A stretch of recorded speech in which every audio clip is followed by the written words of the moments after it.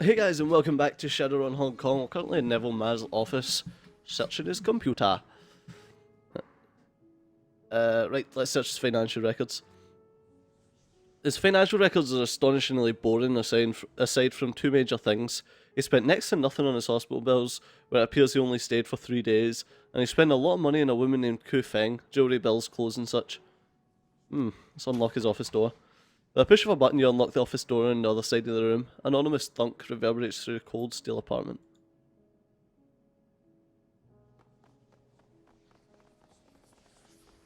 Oh, this place is... Without warning, a frigid wind blows through the apartment. The chill cuts through your clothing, raising goose flesh all over your body. Where's that coming from? Whoa! There's another blast of cold, and a pale, imposing woman materializes out of thin air. A throng of black-faced men... Blank-faced men and women materialize alongside her. Ah, the little dog has been sniffing around Neville Ma's affairs. Her voice is imperious, arrogant. Ku Feng, I presume. She nods. Just so, my servants have been watching you since you arrived. I suspect that you're an evil man, and that you're here to do harm to Neville, and so I came to stop you. Be careful, Steju. Her aura is steeped in corruption. I can practically taste it. She's a vampire, and these others are her pawns. And you're a ghoul. Why these people would choose to associate with a corpse eater is a mystery to me. Perhaps you're their pet? Gaichu tightens his fingers in the hilt of his katana. Who will eat whom, leech? Come for me and let us see whose teeth are sharper. Goblet leans over and whispers to you. An HMH VV deathmatch. Admit it, Stejo, you'd pay to watch that. Yes, I would. She smiles at you with blood-red lips. An armed conflict in this room would bring security within moments. The HKPF would no doubt arrive shortly thereafter. Is that what you want? Makes no difference to me. I can disappear just as swiftly as I arrived. But you, on the other hand... She's right, we can't fight here. Dr. Shen Yang told us that we wouldn't get paid if we did. We appear to have reached an impasse. I can't let you leave, and you seem intent on continuing your investigation, so how shall we resolve this conundrum? I won't get paid if we fight here, and no doubt the police will want answers. There's another way. A more formal arrangement then? A face-off in a neutral location? Duel at midnight works for me. Very well. She steeples her fingers. As for the terms, if I win, you willingly submit to my influence. You become my pawn, and if you win... If I win, you'll already be dead. She nods, grinning. Wait 15 minutes for the sun to go down, then come to the roof. We'll settle this there, like gentlemen and ladies. The sun dips below the horizon. Mist coalesces, cutting the roof. Fucking hell. Mist coalesces, coating the rooftop in dew. Ku Feng and her cohorts appear. Are you prepared to become my servant, elf? You must not resist, or I'll be forced to kill you. Should it come to that, I'll endeavour to make it swift and painless, but no promises. I'm ready if you are.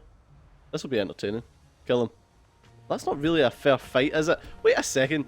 You got to get all your little cronies into cover, and yet I start right in the fucking middle of everything? Are you crazy? Are you fucking crazy? That is just rude beyond compare. Bloody twat. Right, we've got a flank on her, no line of sight on him. Let's... Boom! Gaichu is a extraordinarily melee-focused fellow. Now let's get a flank on. Get chopped. Get chopped. Okay, donkey. Sit behind here, and 79 seems good enough to me. Boom! Alright, Gobbet, I need you to... I would love to get into that ley line. Let's head back to this one.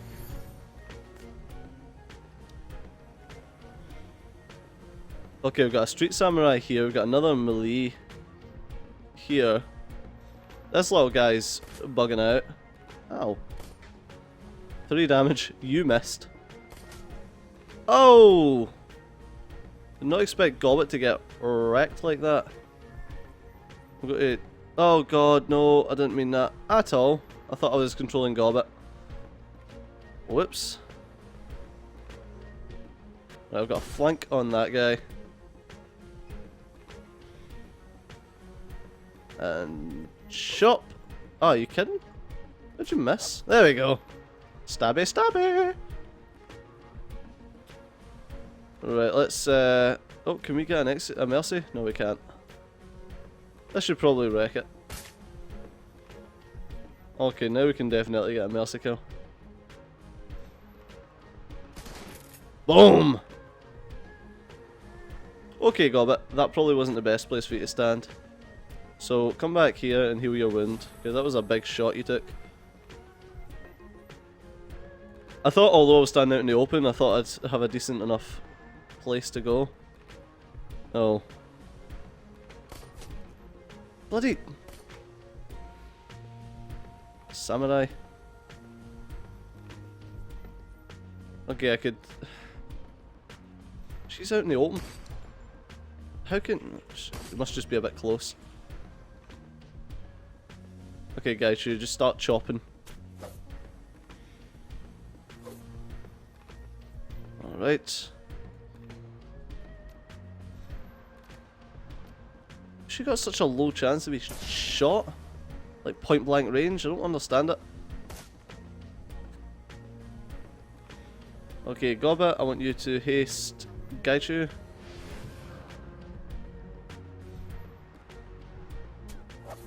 There we go. Oh! Oh, you stunned Duncan? You bitch. Ha! Get blocked full! Right, let's pop her. Once. Reload.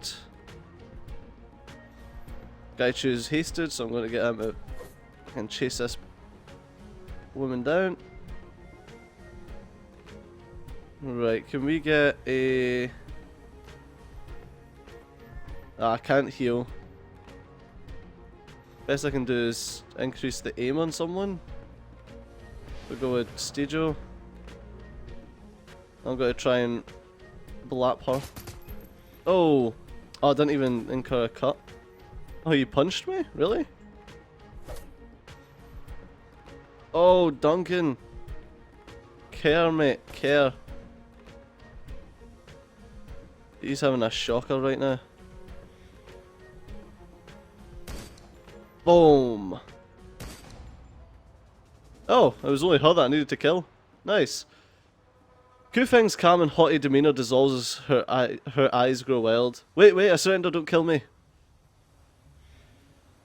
What's wrong, not feeling so powerful now? She clasped her hands, bleeding. The whole Mistress of the Night thing is just an act. I'm just an accountant that got infected. I don't really know how to fight, I was faking it. I just wanted to scare you into backing down. An accountant. She nods. I was on a business trip to Shanwei last year. I went to a rave, got drunk and passed out. When I woke up, I was in an alley and someone had done this to me. And so what? I decided to embrace the whole vampire thing? What choice did I have? I couldn't go back to work and I was in a dead-end job anyway. No upward mobility, no room for growth.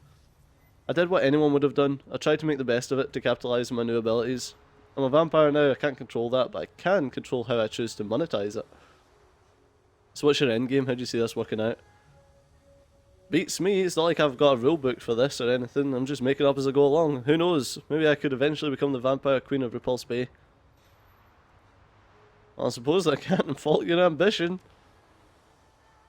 Thanks, I mean that, but it's never going to happen. I'm not any good at this, I know that now.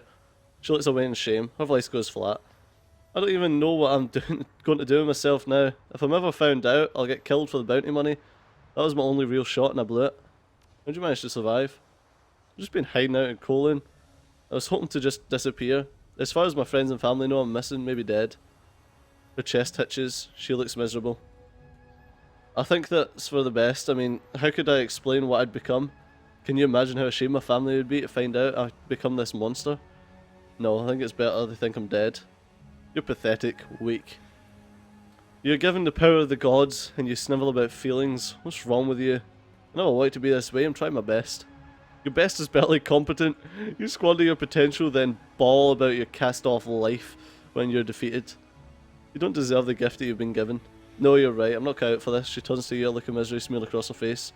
We call it truce, maybe? I'll scratch your back. You'd let me live, please? I think we can work something out, conditionally. She nods eagerly. Yes, yes, anything. Just tell me what you need. First off, I need some answers.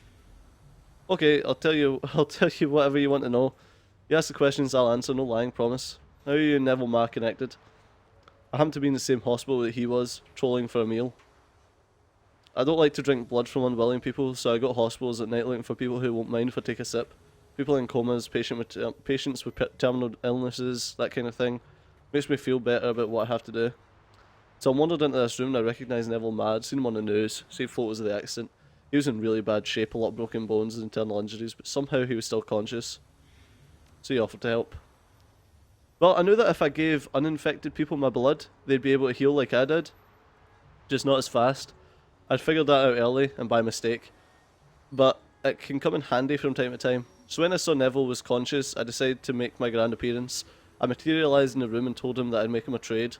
I'd fix him up as good as new, but he'd owe me some favours for it. I wasn't specific as to how many favours or what kind. He agreed. Actually, he leapt at the chance to become my pawn. I guess that when you're all broken up like that, you'll be doing just about anything to get better. The deal was done, and we got along. I think he's charming. He thinks I'm funny, and he doesn't care that I'm a vampire. He told me that he gives me nice things because he likes me and not because he owes me his life. It's all very sweet. What's it like being a vampire? About the same as being a person. The human metahuman vampiric virus is like any other disease, except instead of coughing, I can't go out during the day. It's not all bad though. I can turn into mist, and I'm a lot stronger than I used to be. I still have to wash my hair and pay for parking. You know what I miss the most? Steam buns. I can't eat or drink anything except blood, and I loved street food before I got infected. Sometimes I walk by food just to smell things they're frying up, but if I buy something 10 minutes later, it's all coming back up in a mess. Is there a cure? I wish, but no. The only cure is being tossed to a bonfire or having your head cut off. And almost every nation in the world would pay a bounty for a dead vampire. It's not like I had much of a choice, you know. Be a vampire or get killed for some quick cash. It's a pretty raw deal for me either way. Okay, what's it gonna be? You're gonna live up to your potential and I'm gonna help you. She blinks. You are? We are? So you don't know how to be a monster? Well, as it happens, I've got a bona fide monster right here, guys. She'll teach you what to do.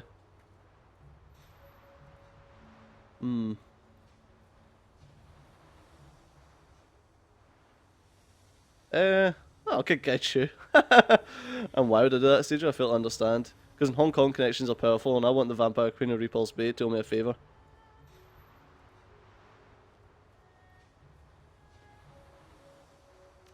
Yeah. Well, in that case, I accept gratefully. What about Dr. Shin Yang? I was supposed to tell him. He wants Penelope Wong. What do you say, Ku Feng? Think you can get Neville to let her go? In a heartbeat. Neville can't say no to me. He'll do it, no question. Good catch you later, Vampire Queen. Excellent, let this be the first of many favours that you pay me. She bows, smiling. It's settled then. Must be the beginning of a long, fruitful friendship. Yep, contacts. Contacts are what you want. I didn't realise that I just had to defeat her. That was freaking surprisingly easy. I want to run around here and check if there's anything interactable, because there's normally interesting stuff. Nope, nothing. Alright. Nope, I clicked off the screen. Great fun. Boop. I want to go to the penthouse floor. I want to check the rest of his office. Might be some pay data.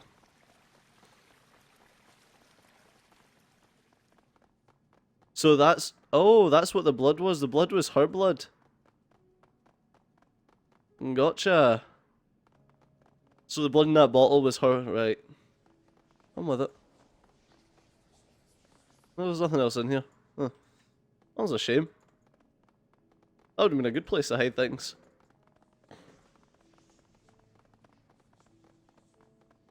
Pick up the pace, come on. Right. Boop. The elevator panel awaits your selection. Mezzanine. Are we done here? I think we're done. Yep, return to Dr. Shenyang. That's it. Sweet! Let's leave the party. That worked out really well. Kinda well. We had a bit of an issue here with the data jack, but we got a new contact. The clink of glasses and sound in Neville Ma's party fades into the distance as you leave Repulse Bay. As MTR carries you towards Hioi, the mountains of Hong Kong Island roll by as looming masses, obscured by rain and storm clouds. Penelope Wong has been fired from the promises at Moonlight, and Ma will be at a serious disadvantage without her. The whims of Tridvios shift as readily as the tide, and without the Starlet's presence, promises in Moonlight will undoubtedly lose ratings. What's more, you manage to turn a powerful foe into a potential ally. Only time will tell how Ku Feng will repay you, however. Game auto-saved.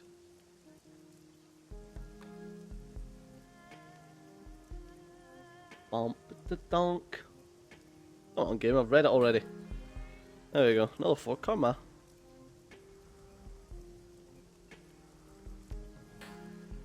Alright, let's go and give the evidence to a friend.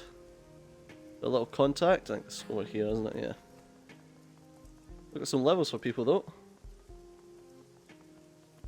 Goblet's Poison Fog is upgraded to Acidic Fog, doing AP damage to those infected as well as HP damage.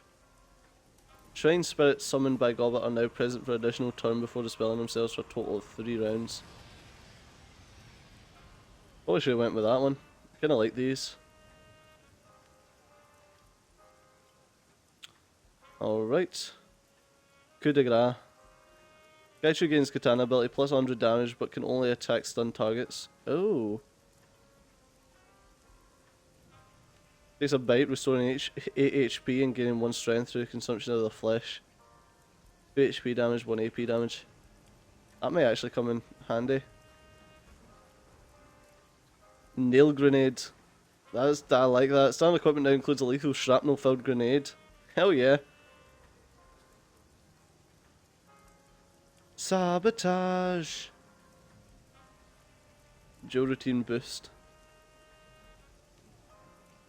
Nah. Just get the mini launcher. It's now packed with napalm charges. It's pretty cool. Confirm all. Yep. Oh, I didn't get the poison fog. That's what I want. Alright. Let's go forth to the Mahjong parlor.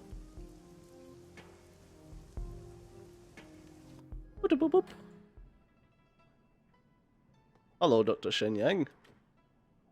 Shenyang is busily puffing away on a foul-smelling cigar, his comlink in one hand, his eyes flash with anticipatory glee as he sees you. Dr. Shenyang greets you in the name of all producers. How'd the shindig go? I've got the information you wanted.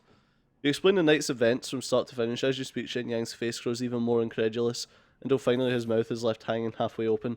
He slowly places the cigar in a nearby ashtray and shakes his head in disbelief. Vampires in the Trid industry? A vampire queen, no less. What a nightmare. At least you got me, Wong, and poor Neville's show is dead. That's something. Alright, kid. I'll send payment to the Matrix drop. You earned it. Damn right I did. Dr. Shenyang's about to speak, but his comm link begins to buzz. Irritated, he answers it and switches to speaker mode. Yeah, who is it? What do you want? Hello, Shenyang. Just wanted to let you know that I released Penelope Wong from her contract. If you're still interested in her, she's all yours. Also, I hope your business is doing alright. I heard you had some problems with cash flow. If you need a loan, I'll be happy to help. Dr. Shenyang eyes the image of Neville Mao with deep suspicion. You don't sound too mad, Nev. What's the catch here? What's the catch here anyway? You must have the next big thing lined up already. Oh, Doctor, there's no need for it. Do you know why I keep winning a little contest and why I'm always playing catch-up? It's because you think that people like Miss Wong actually matter. They don't. Stars are crafted, moulded out of talent, yes, but ultimately constructed. With enough time and effort, anyone can be made into a star. It's just a question of manipulating public perception. Maybe so, but I've got her now, and your show's dead in the water without a star. What do you think of that, eh? I think I'm going to do what any good soap opera producer would do. Write a character out with a tragic death, and bring on someone new. You labour under the misapprehension that viewers have loyalty. They don't. They only have appetite. As long as you chase stars like Wong, you'll lose. Don't be afraid to think bigger, Doctor. Reach for the drama, not the dramatists. With that, Neville Ma hangs up on Dr. Shen Yang. For the next 30 seconds, he releases a stream of violently imaginative and invectives at his phone. Even Strangler Bao looks taken aback by the ferocity of Shen Yang's anger and the inventiveness of the sexual positions that he describes. Finally, he takes a deep breath and composes himself. That dirty little weasel, insulting my creativity like that, the nerve. Go on, kid, we're done here. Thanks for all the help, but I gotta get going. I gotta talk to a guy about buying a bunch of snakes. Sure thing, boss. Sure thing. Jeez. Let's head over to our computer to try and get our money. Bloody heck. Whoop. Oh, people. But that's going to have to do us for this episode. So as always, thanks a lot for watching. I've been Stooge. You've been awesome. And I'll see you next time. Bye-bye.